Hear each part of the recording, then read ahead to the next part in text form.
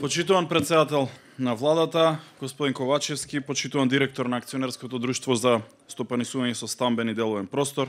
почитувани пратеници од Македонското собрание, почитувани граѓани и представници на медиумите. Навистина ми е драго што социјалните политики кои ги превзема оваа влада даваат конкретни резултати, а тие бенефити директно ги чувствуваат нашите граѓани. Денеска посебно треба да ни биде драго заради тоа што распределуваме 28 станови од оваа социјална стамбена зграда во Гевгелија и тоа е шанса за почеток на нов живот на нашите сограѓани. Морам да истакнам дека многу често доаѓам во Гевгелија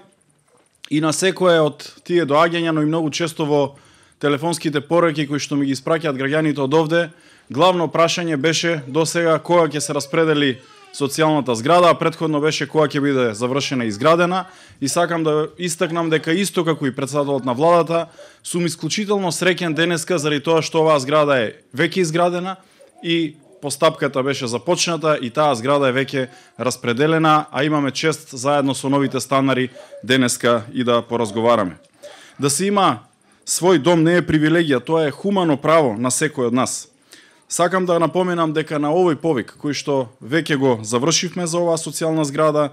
учество има само неколку категории на граѓани, тоа се добро познатите 6 категории на граѓани на кои што на тој повик аплицираа и драго ми е што еден голем дел ги исполнија условите и добија социјален стан.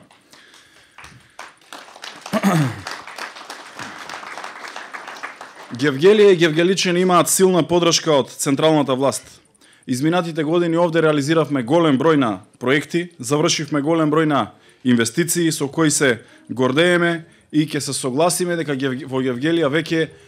подобро се живее, инфраструктурно е подобро поврзана, а сите прашања кои што ги нотираа од овде граѓаните, веќе тие предизвици и проблеми ги надминуваме. Инвестираме во подобрувањето и на патната инфраструктура, во подобрување на комуналната инфраструктура во Гевгелија, за која што инвестиравме преку 2 милиони евра инвестиција од централната влада за водоснабдување и за комунална инфраструктура во градот. Веднаш по овој настан морам да истакнам дека ќе продолжиме и во Демир Капија, каде што исто така ќе ја распределиме социјалната зграда, а граѓаните од тој град, од таа општина веќе ќе ги добијат и клучевите во својот нов дом. Сакам да најавам дека до крајот на неделата распишуваме уште еден повик за распределба на уште една социјална стамбена зграда, а тоа е социјалната зграда во Неготино. Во овој период можам да истакнам дека распределивме за помалку од 2 години 7 социјални стамбени згради, вклучувајќи ги денешните во Гевгелија и во Демир Капија, а претходно беа распределени и социјалните згради во Струмица, во Гостивар, во Пробиштип, Свети Николе и во Виница, што морам да истакнам дека гледајќи наназад во нашите архиви во Министерството за транспорт и врски и комуницирајќи со комисијата која што ги распределува становите, ова е најголемата распределба во само 2 години да се распределат 7 социјални стамбени згради во 7 општини. Но за да се распределат треба и да се изградат и да се обезбедат финансиски средства, и заради тоа еве уште една благодарност и до председателот на владата, кој што има разбирање за потребите на Министерството за транспорт, Акционерското друштво и да се обезбедат финансиски средства за да се реализираат сите овие проекти. Преку 860 социјални стамбени единици се градат, дел се веќе изградени, дел се распределуваат, а годинава завршуваме со изградба